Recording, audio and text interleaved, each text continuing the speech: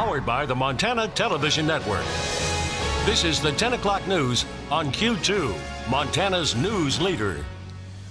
Good evening, everyone. Thanks for joining us this Wednesday. I'm Jeanelle. Slade. Russ is off tonight. A big impact for small public investment. The push tonight from local community members speaking out for Billings Public Schools. Well, today, proponents for a School District 2 high school mill levy kicked off their campaign to convince the community that Billings students need a yes vote so they can compete with the rest of the state and country. Well, next month, School District 2 will ask Billings voters to pass a high school mill levy for the first time in 12 years.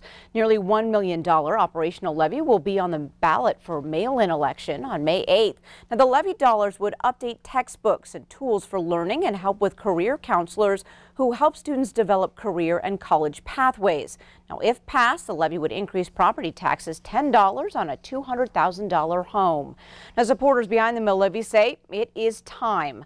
Q2's David J. joins us now with more from today's rally. David. Well, Jeanelle, students along with teaching and business professionals came together to talk about the future of education. Close to 70 came out this afternoon, and if passed, the mill levy would pay for books, curriculum, materials, and licensing. The group talked about changes that have made for different challenges for students today, and this time students are part of the effort to get the mill levy passed. We are not preparing kids well enough to enter the workforce, and we're not preparing kids well enough to enter college. I think that School District 2 does generally a very good job, but I think that we can be doing a better job. This isn't just a levy we're after a paradigm shift. The need in society for to replace the workers and employees that is currently happening. We have an opportunity for our students to introduce careers to them like we've never had before. This group is energized. I'm really impressed with the student leadership, making a very strong value proposition that we need to be a community that gives the students the best opportunity to succeed, and I feel like we're off to a good start. And students are holding a rally next Wednesday at 4 on the Yellowstone County Courthouse lawn. Jeanelle? All right, thanks so much, David. Well, a timely donation in the Helena School District. This week is Fight Against Childhood Hunger Week. It's estimated that 1 in 6 school-age kids here in Montana does not get enough to eat each day. Well, this week, someone donated $2,500 to cover lunch deficits all across the Helena School District. That donation from a Helena politician who wants to remain anonymous. State law actually requires political candidates to zero out their accounts following a race, either by returning money to donors or by donating those dollars elsewhere. Well, the impact of Montana's treacherous spring travel caught on camera, a close call that's serving as a reminder to all of us. Take a look at this video captured by Highway Patrol Trooper Calvin Jimerson today. This at 7:15 this morning at the King Avenue exit of Interstate 90. You can see a semi stalled on the highway and a service worker out helping. Then a Chevy SUV failing to obey Montana's move over law, sliding down a wet highway and stopping just in the nick of time. Now, Trooper Jimerson says the driver was not ticketed, but drivers who enter a cone zone like this and fail to slow down and move over face an $85 fine. Over in western Montana, a busy road in Lake County was no match for Mother Nature today. As you can see, the rain washed out a big section of the Dublin Gulch Road north of St. Ignatius. Lake County commissioners have issued a disaster declaration due to high water on county roads. This road was already closed after water started flowing over it yesterday. Now, technology has changed the way we do almost everything. It's no different for Yellowstone County Disaster Emergency Services, which is turning to new technology to alert you. Q2 Samantha Sullivan has more on the Code Red system. With just the download of an app, emergency alerts will now come right to your phone. If there's a public safety issue, an evacuation order, a flood, a hazardous material spill, a severe weather, those are very typical of the types of alarms that you'll get. This new technology will eventually replace the county's sirens, which Williams says are more expensive and less informative.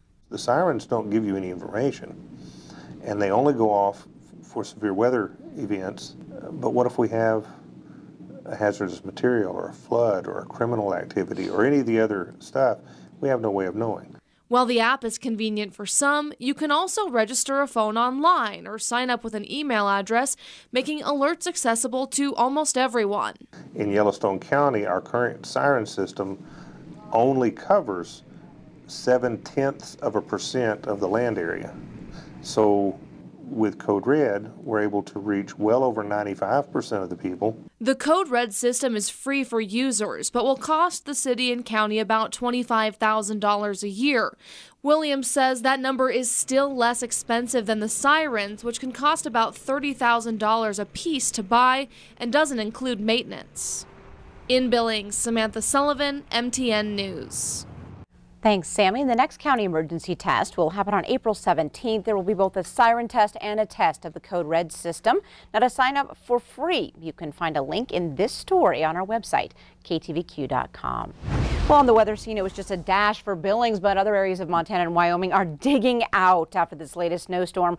Bob McGuire here with some really deep totals, Bob. It truly was a case of the haves and have-nots. And let me show you the haves when it comes to having heavy snowfall. These are some of the big winners. Up by Hart Butte, that's up by north by Great Falls, 18 inches of snow. Red Lodge Mountain, that's right, that's the right figure, 18 inches of new snow. West of Bynum, they had 12 inches of snow. DePuyer had 8 inches of snow, and south of Bynum had 6 inches of snow. Other places in and around the Beartooth had anywhere from 5 to 10 inches of snow, so it's been interesting there. What about rainfall? Well, take a look at this. Since Monday, southeast of Livingston had over 2 inches of rainfall. Cook City had 2. 1.80 over at Wilsall, had 1 1/3 inches over near Roundup, and by Melville they had 1.24 inches. Here in the Billings area since Monday, we've measured 0.93, almost an inch of rain here in our area. Anyway, our forecast is calling for things to dry out a little bit. We'll chat about it coming up in a few more minutes. All right, thanks so much, Bob. Well, heavy snow, wind, and rain are beginning to pound large sections of the country's midsection in the major spring storm that could last for days. CBS's Adriana Diaz is in Watertown, South Dakota. The massive storm threatened to wallop the nation's midsection 3 weeks into spring. 6 states from Minnesota to Colorado are under blizzard warnings. Parts of the plains and upper Midwest could get more than 2 feet of snow by the end of the week, with winds at least 50 miles an hour. This could be life-threatening, so we want people to be safe and heed the warnings. The Colorado Department of Transportation planned to shut down highways as rain turns to snow and wind gusts pick up. Crashes closed I-70 in both directions near Vail. Here in South Dakota, the snow could top 2 feet. So far this year, almost 5 feet have fallen. That's nearly 3 times the yearly average. This semi jackknifed in the middle of Interstate 29 in South Dakota. Scotty Brinkman was out treating the roads nearby in Watertown. He says the April storm is the biggest of the year. 50 degrees yesterday and blizzarding today. When it was 50 degrees, did you ever think you'd be out here in the truck No. in a blizzard? No, I didn't. I figured we were done. I really did. And when they said the snowstorm was coming, I was like, what? Ice and rain raised fears just weeks after severe flooding hit the region. In the foothills of Boulder, Colorado, this young mountain lion took refuge in a tree. Adriana Diaz, CBS News, Watertown, South Dakota. Several airlines canceled flights in Denver, and major carriers urged flyers to confirm their flights before even heading to the airport. Well, an ongoing investigation in Wheatland County now getting the public's attention surrounding a group of horses allegedly left to starve.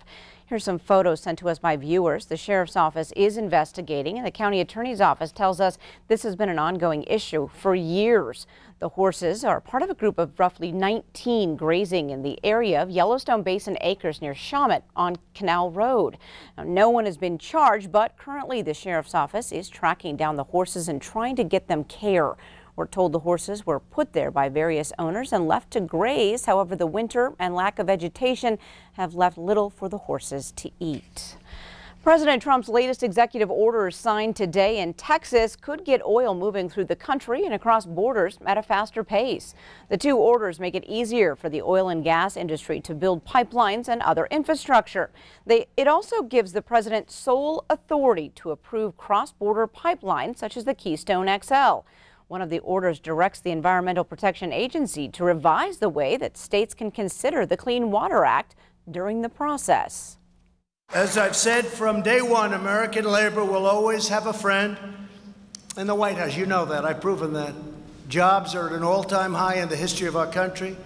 Unemployment is at a 51-year low. We believe in 2 fundamental rules: buy American and hire American.